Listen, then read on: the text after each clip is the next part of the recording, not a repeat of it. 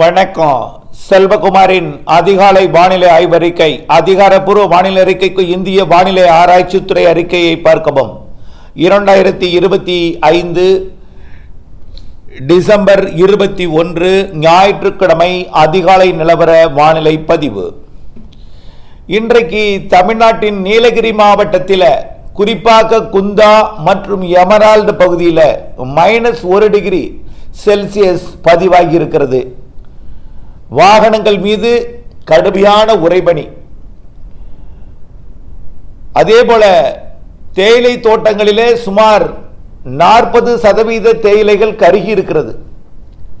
இன்னும் 2-3 நாட்களுக்கு சமாளித்து விட்டால் தேயிலையை காப்பாற்றி விடலாம் என்றால் உறைபனி தொடர்ந்து 0, -1. ஆனால் 2 போகல, 2 இந்த முறை போகல, -1 இருக்கு. இருந்தாலும் -1 அதிகமான ஒரு பனிப்பொழிவை உறைய செய்கிறது. தேயிலையின் குருத்துகள் எல்லாம் கருகி இருக்கிறது. விவசாயிகள் வேதனை அடைந்திருக்கிறார்கள். தோட்ட பயிர்கள் எல்லாமே கொஞ்சம் பாதிப்படைந்திருக்கிறது. இந்த நிலையில் இன்றைக்கு தேதி 21. இன்னும் 3 நாள் சமாளித்து விட்டால் இந்த பனிப்பொழிவையிலிருந்து மீண்டு வந்து விடலாம். அதற்கு பிறகு மேகமூட்டமும், அதற்கு பிறகு தூறலும் சாரலும், பிறகு மழையும் கனமழையுமாக மாறி இருக்கிறது. ஜனவரியில் நிறைய மழை இருக்கு. ஜனவரியில் பெரிதாக உறைபனி இருக்காது.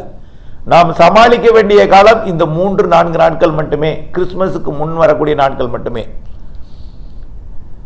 வானிலை அமைப்புக்குள் போவோம். நிலநடுக்கோட்டு இந்திய பெருங்கடல், அதாவது குமரி கடலுக்கு தெற்கே மாலத்தீவை ஒட்டிய பகுதியில் காற்று சுழற்சி நீடிக்கிறது. இந்த காற்று சுழற்சி தான் இலங்கையோட தென்கிழக்கு பகுதியில் காற்றை கொடுக்கிறது. மத்திய பகுதியில் மேகமூட்டத்தை கொடுக்கிறது, தூறலை கொடுக்கிறது. வடக்கு கிழக்கு மாகாணங்களுக்கு குளிரை கொடுக்கிறது. இப்பொழுதைக்கு கடும் குளிரை. தமிழ்நாட்டில் நடுக்கும் குளிரை கொடுக்கிறது. நிலநடுக்கோட்டுக்கு தெற்கே உருவாகியிருக்கூடிய நிகழ்வும் அதனை தொடர்ந்து காற்றை ஈர்த்து கொண்டிருக்கிறது. ஆகவே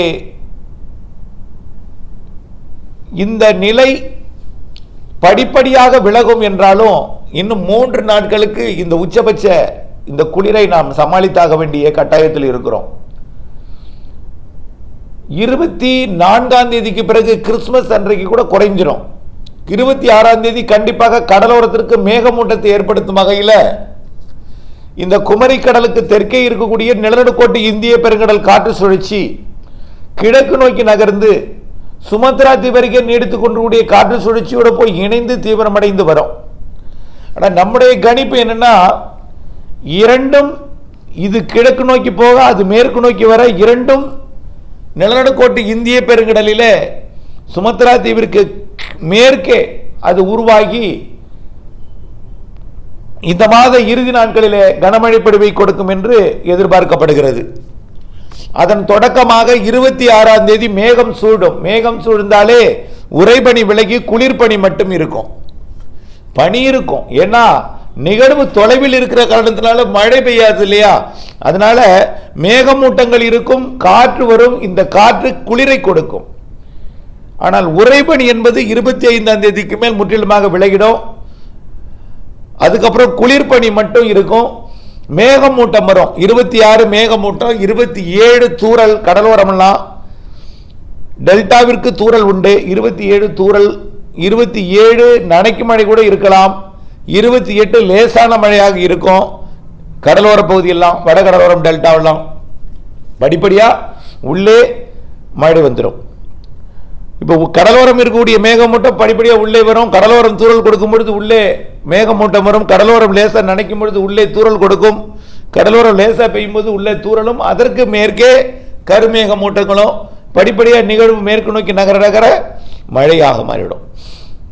ஆக கண்டிப்பாக இந்த மாத இறுதி நாட்கள் நிகழ்வு வருகை உறுதி. நிகழ்வுல நாம அறிவிக்கப்பட்டதில் எந்த மாற்றமும் இல்லை. இன்னும் ஒருமித்த கற்று உலக வானிலையாளர்களிடம் ஏற்படவில்லை. ஆக நம்முடைய அறிக்கைப்படி வருகிறதா என்று பார்த்து கொண்டிருக்கிறேன். இன்னும் அவர்களிடம் ஒருமித்த கருத்து இல்லை. இருந்தாலும் பொறுத்திருந்து பாருங்கள். எல்லாம் நம்முடைய அறிக்கைக்குள் வந்து இந்த மாத இறுதி ஜனவரி மாத 5ஆம் தேதி வரை 2 நாள் தாமதம் அடைஞ்சாலும் மழை விலகாது, மழை கொடுக்கும். 2 நாள் தாமதம் அடைஞ்சாலும் நிகழ்வு உறுதி. ஆகவே 26, 27 என்பது 28, 29 2 நாள் தாமதம் அடையலாம். அப்படித்தான் இருக்குமே தவிர கண்டிப்பா ஜனவரி 5க்குள் நாம் அதை எதிர்பார்த்து கொண்டிருக்கிறோம்.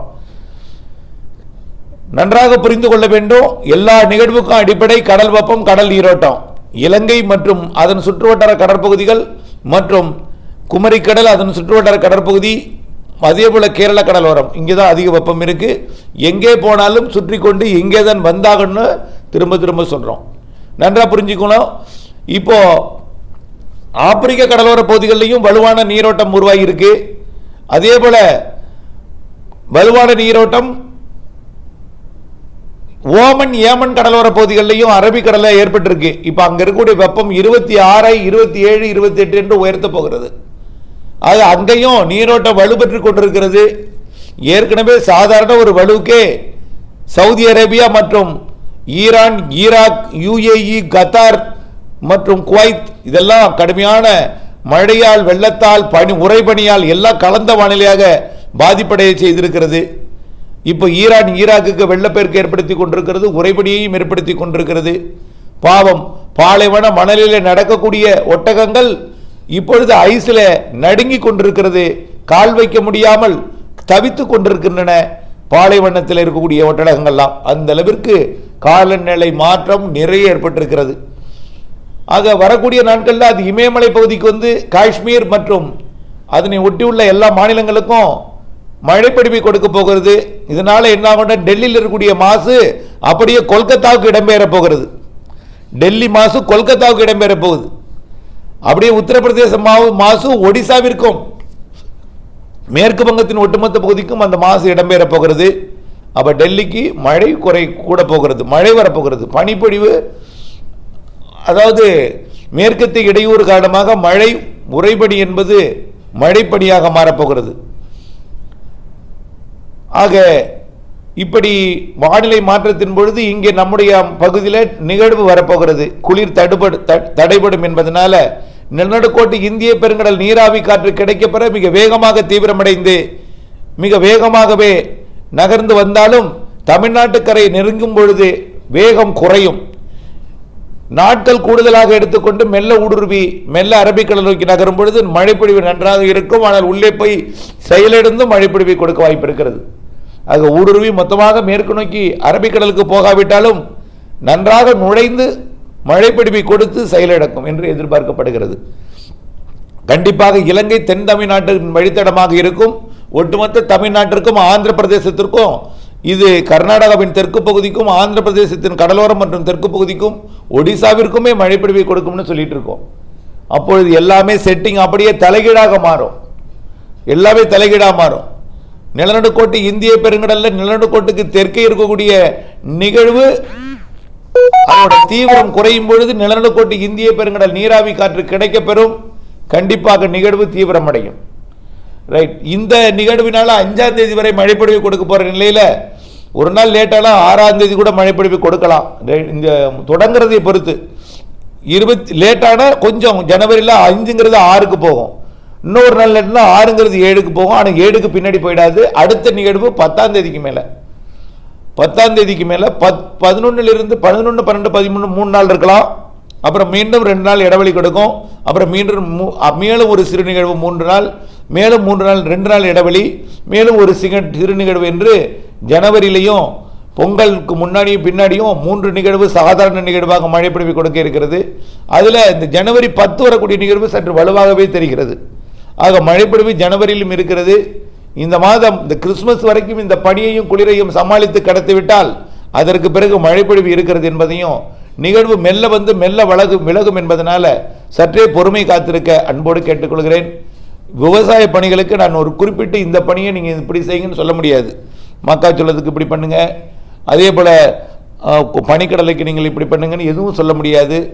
மழைப்பொழிவை பொறுத்த வரைக்கும் நெருங்கி வரும் பொழுது தீவிரத்தை பொறுத்து தான் நாட்கள் இடைவெளி எல்லாமே சரியாக அமையும். ஆனால் மழை இருக்குது, இடைவெளியும் இருக்குது. ஆனால் இடைவெளி பெரிதாக இருக்காது. 7 நாள் 8 நாளாக கிடைக்காது. ஆனால் ஜனவரி 26க்கு பிறகு நன்றாக இடைவெளி கிடைக்கும். அதுக்கு பிறகெல்லாம் அதுக்கு முன்னாடியெல்லாம் நனைக்கும் மழை இருக்கும். ஆகவே அறிக்கையோடு இணைந்திருந்து ஜனவரி 26க்கு பிறகு நல்ல இடைவெளி கிடைக்கும். அதுக்கு முன்னாடி குறைந்தபட்சம் மேற்கே நனைக்கும் லேசான மழை பொழிவாவது குறைந்தபட்சம் மேற்கே ஜனவரியில் பொங்கலுக்கு பிறகு இருக்கும். ஆனால் பொங்கலுக்கு முன் இருக்கக்கூடிய நிகழ்வும் இப்போ ஜனவரி புத்தாண்டில் வரக்கூடிய நிகழ்வும் வலுவான நிகழ்வு என்பதை தெரியப்படுத்த விரும்புகிறேன். இணைந்தே இருங்கள் அப்டேட்ஸுடன். இலங்கைக்கு முன்னெச்சரிக்கை தொடரட்டும். இந்த மாத இறுதி எப்படி இருக்கிறது என்பதை உற்று நோக்கி கொண்டிருங்கள்.